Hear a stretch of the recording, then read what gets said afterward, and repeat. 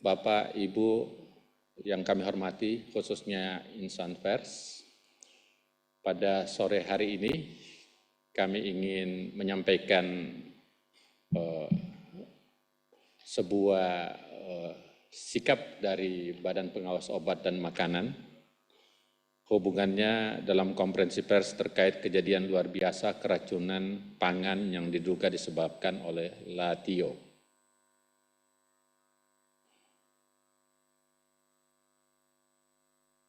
Ini bagian dari komitmen Badan Pengawas Obat dan Makanan untuk melindungi kesehatan publik.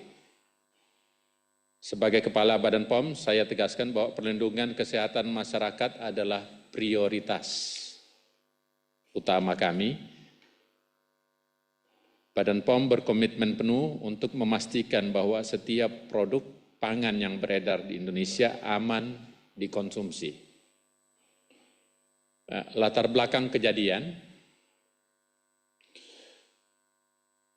luar biasa keracunan pangan, Badan POM menerima laporan terkait kejadian luar biasa keracunan pangan atau KLB-KP yang terjadi di beberapa wilayah Indonesia.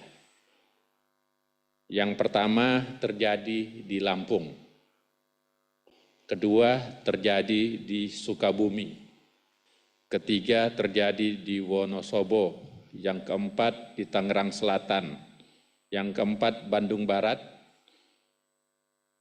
kemudian Pamekasan, dan yang keenam dan yang ketujuh yaitu di Riau. Yang diduga disebabkan oleh produk dengan pangan olahan impor yang dikenal dengan nama LaTio. Produk pangan olahan LaTio yang diduga menyebabkan KLB atau kejadian luar biasa keracunan pangan ini adalah produk pangan olahan yang berbahan dasar tepung dan memiliki karakteristik tekstur kenyal serta rasa pedas gurih. Produk pangan olahan LaTio dimaksud terdaftar di Badan POM sebagai produk impor yang diproduksi di Cina. Langkah cepat dan tanggap KLB. Tentu sebagai lembaga yang bertanggung jawab kepada rakyat, kami ingin melindungi rakyat sehingga Badan POM mengambil tindakan cepat bersama pihak terkait di masing-masing wilayah melalui pengambilan sampel pangan dan pengujian laboratorium. Hasil penelusuran dan pengawasan dan tindakan teknis Badan POM sebagai berikut. Hasil pengujian laboratorium berdasarkan pengujian terhadap produk yang diduga menyebabkan KLB-KP, kami menemukan indikasi kontaminasi bakteri Bacillus cereus. Pada produk LaTio, bakteri ini menghasilkan toksin yang menyebabkan gejala keracunan berupa sakit perut, pusing, mual, muntah, sesuai dengan laporan dari korban. Pemeriksaan dan sarana peredaran, kami memeriksa sarana dan peredaran, terdapat terhadap gudang importir dan distribusi setelah diperiksa dan memastikan bahwa pihak tersebut wajib mematuhi cara peredaran pangan olahan yang baik, CPR POB. Hasilnya menunjukkan ketidakpatuhan terhadap ketentuan yang semakin menegaskan pentingnya tindakan segera sebagai langkah koreksi.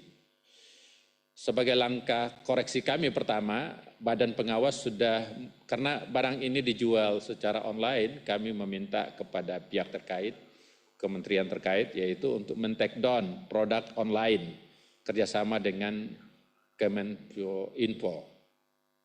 Jadi kami sudah berkirim surat untuk men-take down. Penarikan dan pemusnahan produk. Badan POM telah menginstruksikan agar produk LaTio yang menyebabkan KLB, jadi yang menyebabkan KLB dari data-data di lapangan untuk ditarik dan dimusnahkan. Kami minta importir untuk segera melaporkan proses penarikan dan pemusnahan ini kepada Badan POM dan kami akan terus memantau kepatuhan mereka sebagai langkah pencegahan. Jadi tujuan konferensi pers ini, karena sudah ada 7 lokasi yang terjadi, kita tidak ingin lagi ada kejadian berikutnya pada daerah-daerah lain. Oleh karena itu, kami ada langkah upaya pencegahan. Dalam rangka kehati-hatian dan melindungi kesehatan masyarakat, Badan POM melakukan 1. Pengamanan setempat sementara seluruh produk olahan Latio dari peredaran. Jadi kita mengamankan untuk sementara. Yang kedua, menangguhkan sementara registrasi dan importasi produk pangan olahan Latio. Itu 2 langkah untuk pencegahan. Sambil kita menelusuri lebih lanjut sampai proses pemeriksaan dan pengujian selesai. Terakhir, yaitu imbauan dan edukasi kepada pelaku usaha dan masyarakat. Instruksi kepada pelaku usaha pangan. Kami mengingatkan seluruh pelaku usaha pangan untuk selalu mematuhi peraturan dan standar keamanan pangan yang telah ditetapkan. Menggunakan bahan baku yang aman dan menjaga proses produksi agar menghasilkan pangan yang aman bagi masyarakat. Apabila pelaku usaha terbukti melakukan pelanggaran, Badan POM akan melakukan penindakan sesuai ketentuan perundang-undangan yang berlaku. Selanjutnya, ajakan kami kepada masyarakat untuk menjadi konsumen yang cerdas. Badan POM mengajak masyarakat untuk selalu menerapkan cek klik kemasan, cek label, cek izin edar, dan kadaluarsa sebelum membeli atau mengkonsumsi produk pangan olahan. Konsumen yang cerdas adalah konsumen yang meriksa dan memastikan keamanan. 11. Perhatian untuk kelompok rentan. Ini juga kita harus hati-hati kepada kelompok yang sangat rentan, khususnya kelompok seperti anak-anak, ibu hamil, ibu menyusui, dan lanjut usia disarankan untuk tidak atau menghindari mengkonsumsi pangan olahan dengan rasa pedas, utamakan untuk mengkonsumsi pangan yang aman dan bermutu. Terakhir yaitu penutup dan komitmen Badan POM. 1. Komitmen untuk melanjutkan pengawasan. Badan POM akan terus meningkatkan pengawasan pre dan post market terhadap produk pangan yang beredar di masyarakat. Kami bekerja keras untuk mengidentifikasi dan mencegah setiap potensi risiko demi kesehatan dan keselamatan masyarakat Indonesia. 2. Ketentuan, keterbukaan dan transparansi informasi. Badan POM berkomitmen untuk memberikan informasi yang terbuka dan akurat kepada masyarakat. Setiap perkembangan kasus ini akan kami sampaikan secara berkala sebagai bentuk transparansi dan tanggung jawab kami. 3. Ucapan terima kasih dan dukungan masyarakat. Kami sangat berterima kasih kepada masyarakat yang terus memberikan kepercayaan kepada Badan POM dan tetap waspada dalam memilih pangan yang aman. Keamanan pangan adalah tanggung jawab bersama. Dan Badan POM siap bekerja sama dan masyarakat untuk seluruh pemangku kepentingan. Kemudian yang terakhir kami juga ingin sampaikan, kejadian luar biasa ini juga sudah dilaporkan waktu dengar pendapat dengan DPR Komisi 9. Dan kita mendapat instruksi juga dari Komisi 9 untuk menindaklanjutinya secara tepat dan terukur. Jadi itu menjadi landasan kami hari ini menjalankan press conference selain landasan hukum juga landasan objektif dan landasan data yang kami dapatkan di lapangan. Sebagai penutup, terima kasih kepada rekan-rekan media yang telah hadir. Mari kita bersama-sama wujudkan Indonesia yang lebih sehat dan aman dari bahaya pangan yang tidak layak dikonsumsi. Saya kira itu penyampaian kami. Sebelum tanya jawab, saya ingin memperkenalkan dulu. Kebetulan hari ini kurang lebih sekitar 2 jam yang lalu, kami melantik pimpinan tinggi Madya di Badan POM, yaitu Bapak Sekretaris Utama kami. Kemudian juga kami melantik berikutnya yaitu Bapak Tubagus sebagai Deputi Penindakan, kemudian Deputi 1 kami juga sudah lantik hari ini, kemudian ada juga Direktur Intelijen kami lantik, itu hari ini. Dan yang di samping kiri saya ini adalah Deputi yang bertanggung jawab tentang pangan olahan, Ibu Elin. Kemudian didampingi juga oleh Deputi 2, Pak Kasuri, Deputi Obat Tradisional, Suplemen dan Kosmetik. Serta ada Pak Irtama, Inspektur Utama kami, Pak Yan. Jadi ini semacam pimpinannya lengkap sekarang di hadapan Bapak Ibu semuanya. Dan tentu kami akan menjawab apa yang akan dipertanyakan oleh para awak media. Terima kasih. Terima kasih banyak Pak Kepala Badan. Silakan teman-teman media, maju dan nama media dan namanya. Selamat sore Pak. Izin Nafilah dari Detikcom, ada 3 pertanyaan. Mungkin yang pertama kan tadi disebutkan ada indikasi kontaminasi bakteri. Nah ini apakah ada temuan itu sumbernya dari mana, ataukah dari bahannya, atau memang karena penyimpanannya yang terlalu lama dan ada efek dari distribusi dan sarana yang tidak sesuai tadi. Yang kedua mungkin bagaimana pesan BPOM sendiri terkait masyarakat yang sudah terlanjur mengonsumsi Latiau ini. Apakah mereka perlu melakukan pemeriksaan lebih lanjut, atau kalau misal pun tidak ada gejala harus bagaimana. Nah yang ketiga mungkin dari 7 laporan terkait keracunan itu apakah seluruhnya berkaitan dengan anak-anak di sekolah atau memang ada usia lain di luar kelompok anak yang memang mengalami keracunan tersebut. Terima kasih. Terima kasih. Mau langsung Pak? Atau yang berikutnya silakan dulu.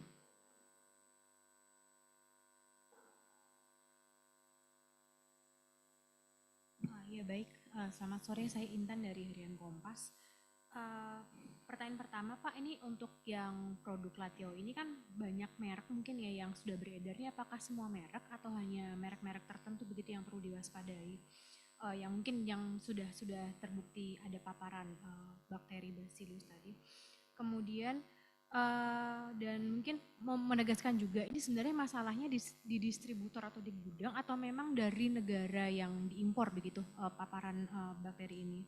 Dan kemudian yang ketiga Pak, apakah ada imbauan pula atau mungkin treatment tertentu pada produk-produk yang dibawa langsung dari negara asal, kan banyak juga yang hand carry oleh produk ini. Nah ini ada imbauan tertentu juga nggak sih Pak, atau mungkin juga sebaiknya tidak dilakukan dulu begitu ke masyarakat? Itu aja, terima kasih. Silakan Pak, jawab dulu Pak. Satu lagi nggak ada yang tanya? Yang online kali? Coba ada nggak? Belum ada Pak, Bapak mungkin bisa jawab dulu Pak. Ya,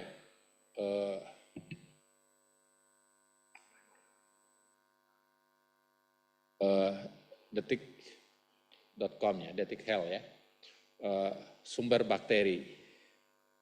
Kita paham bahwa sebuah pangan olahan memang kenapa dipersiapkan bahwa kita harus lihat itu masa kadaluarsanya, kita harus lihat kemasannya, kenapa kita harus lihat komposisinya, kenapa kita harus lihat isi edarnya. Karena itu terkait, makanan itu biasanya terbagi 2. Ada pangan olahan yang high risk, artinya risiko tinggi, steril, kemudian ada yang low risk. Nah, khusus untuk Latiau ini sebetulnya kita hitungnya untuk dapat izin edarnya itu adalah low risk, berarti risiko rendah. Apa artinya? Bahwa hitungannya risiko rendah berarti tidak terlalu ketat, tapi kenyataannya kan ada kejadian luar biasa. Oleh karena itu mulai dari tim kami di Balai Besar POM Lampung dan di beberapa tempat yang kejadian tadi bekerja langsung cepat tanggap, dan hasilnya kita lakukan sampel itu kita periksa, kita cocokkan dengan gejala. Dan ternyata dari gejala itu dimungkinkan bahwa Bacillus cereus itu memang menghasilkan toksin. Bacillus cereus itu menghasilkan toksin dengan reseptor yang sangat spesifiknya kepada sistem saraf. Jadi makanya gejalanya mual, diare, muntah, dan ada sistem saluran napas, biasanya ada sesak, dan seterusnya. Jadi dengan demikian sinkron antara hasil laboratorium yang kami dapatkan dari sampel dengan apa yang terjadi gejala pada anak-anak yang korban. Nah, jadi sumbernya dari mana? Kan itu pertanyaannya. Pertanyaannya apakah sumbernya dari produknya itu yang karena mungkin waktu tertentu akhirnya tumbuh bakteri. Seharusnya kalau loris, kalau dia belum kadaluarsa seharusnya tidak tumbuh. Tapi kenyataannya kan tumbuh bakteri. Nah, kalau dia tumbuh bakteri berarti sebetulnya ini berarti bisa jadi dari bahan pangan yang ada di dalam kemasan itu karena aspek suhu, aspek udara atau aspek sterilitas waktu dikemas tidak cukup, akhirnya kan tumbuh. Karena buktinya pada saat kita ambil kemasan, kita buka kemasannya dan kita ambil dari dalam. Berarti dari mana sumbernya?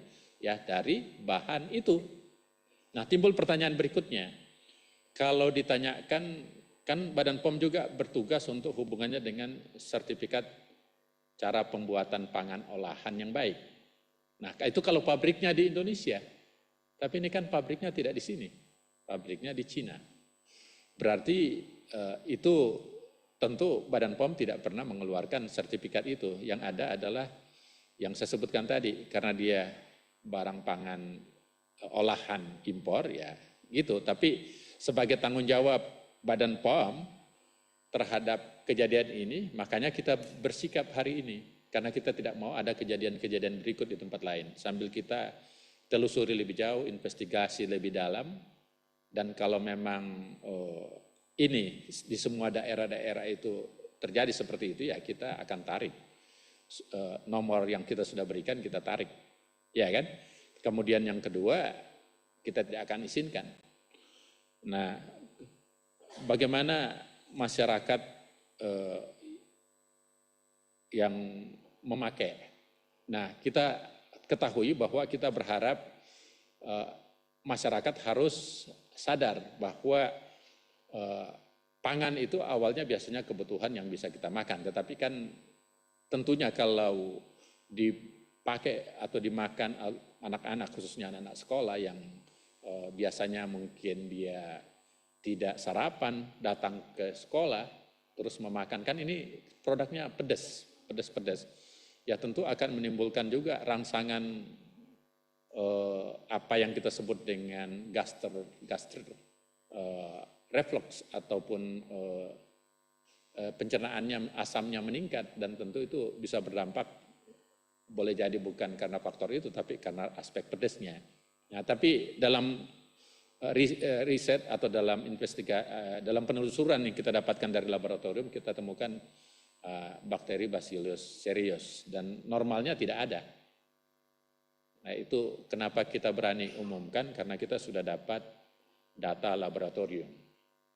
Nah, kemudian dari Kompas, apakah sumbernya ini, saya kira ini sama pertanyaannya dengan tadi ya, Latio, atau dari tempat kemasan. Boleh jadi dua-duanya. Bisa sumbernya dari pada saat dia diproduksi sudah ada bakterinya, karena kita tidak ikut menyampuri tempatnya karena kan diproduksinya di sini, atau dia berkembang dari bahannya karena fase waktu, suhu, udara dan sebagainya, akhirnya dia tumbuh. Karena kan bakteri seperti itu, kalau dia bukan di tempat steril dengan tempat tertentu dia bisa tumbuh. Nah, apakah ada faktor aspek distributornya? Nah, kita tahu bahwa distributor itu salah satu tugas dari Badan POM itu hubungannya dengan pemberian sertifikat cara peredaran pangan olahan, ada sertifikatnya juga. Nah, semua yang mengimpor ini ada sertifikatnya, pangan olahan. Jadi tentunya dia harus mengikuti standar. Kalau pangan olahan itu, karena ada high risk, ada low risk, dia harus mengikuti prosedur. Dan kami temukan ternyata sebagian dari pengelolanya itu tidak menjalankan sesuai dengan prosedur yang seharusnya bagaimana mendistribusikan pangan. Nah, kemudian produk-produk apa saja? Nanti akan ditampilkan saya kira produk-produk apa saja yang lokus atau problem masalahnya apa. Kurang lebih ada dari beberapa produk, kan ada model Latio ini ada kurang lebih 73 produk. Yang sekarang yang ada di tempat kami ada 4 jenis. Ada 4 jenis. Nanti akan ditampilkan, jadi supaya Bapak Ibu bisa langsung lihat dan masyarakat juga bisa tahu. Yang model seperti ini sudah terbukti bermasalah, ya seperti ini datanya. Saya kira itu dari saya, mungkin Ibu Deputi mau menambahkan silakan. Udah.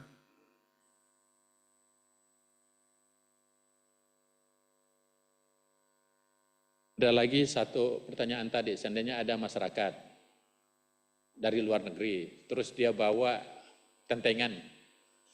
Ya, sebaiknya kalau dia bawa tentengan kayak gitu, dengan pengumuman ini dibuang aja produk itu, jangan dimakan atau jangan dikonsumsi, nanti akan menimbulkan risiko seperti yang terjadi pada 7 lokasi di Indonesia kan. Jadi tujuan itu bagian dari tujuan kami sebetulnya untuk mengingatkan, kan tentu saja ini sudah beredar, sudah dipasarkan, sudah ada yang beli, bahkan mungkin sudah ada yang simpan. Jadi kalau dari apa yang kami temukan ini sebaiknya tidak usah dulu dimakan, dibuang aja, kan daripada sakit ada risikonya. Yang kedua, dari kami juga dari 73 yang beredar itu kami hold untuk sementara. Itu saya kira tambahan. Terima kasih. Ada tambahan lain? Silakan. Maju. Biar kedengaran sama teman-teman yang online.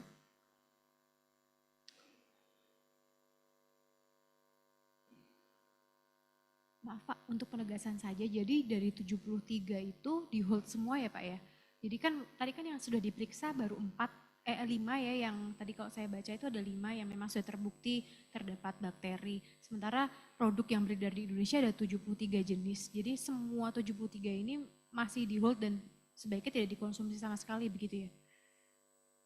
Jadi yang terdaftar di Badan POM ada 73. Benar ya Bu? Dari yang terdaftar itu tidak semuanya kan beredar. Dia sudah daftar, tapi kan tidak semuanya beredar kan? Nah yang sekarang yang beredar yang kita dapatkan di lapangan yang 5 ini. Boleh jadi berkembang ke depan, bukan 5 menjadi 6 atau 7. Ya. Tapi kita berharap tujuan konferensi pers hari ini, kenapa kita mengambil sikap? Pertama, kita sudah punya data bahwa ini menyebabkan keracunannya adalah bakteri Bacillus. Yang kedua, ini menjadi concern besar dari Komisi 9 waktu kami dengar pendapat baru-baru ini berapa? 3 hari yang lalu. 3 hari yang lalu. Jadi landasan itulah kita mau tindakan, kan pilihan Badan POM ada 3. Pilihan pertama kita diamkan aja dulu sambil kita investigasi lebih jauh. Tapi sudah 7 daerah kejadian. Yang kedua tindakan yang bisa dipilih, kita selain investigasi, pilihan berikutnya kita hold dulu sambil menarik yang bermasalah tidak usah diumumkan. Kan itu pilihan kedua, option kedua. Pilihan ketiga ya hari ini kan kita harus umumkan. Nah kalau pilihan pertama dan kedua yang kita ambil, ada risikonya muncul di tempat-tempat lain dan ini kejadian luar biasa. Boleh jadi mumpung belum ada yang sampai fatal seperti terjadi pada ginjal akut ya, sudah ada yang meninggal. Kalau ini mumpung masih bisa terukur dan bisa terselamatkan. Jadi itulah langkah yang kita ambil hari ini. Ini pilihan, beberapa pilihan, tapi kita menganggap ini pilihan yang terbaik bagi rakyat, yaitu pencegahan. Kita mau mencegah, kita belum mengambil keputusan menarik dari peredaran dan sebagainya, tetapi kita hold sambil kita umumkan ke masyarakat supaya masyarakat tidak panik. Yang kedua, masyarakat yang sudah mempunyai ini tidak usah dimakan. Dan yang ketiga adalah kalau pada kita sudah umumkan seperti ini masih ada yang melanggar, tentu kita akan bersikap. Salah satu sikap yang kami tempuh yaitu mencabut izin edarnya. Saya kira itu. Saya kira sudah cukup Pak, karena tidak ada pertanyaan lain dari media.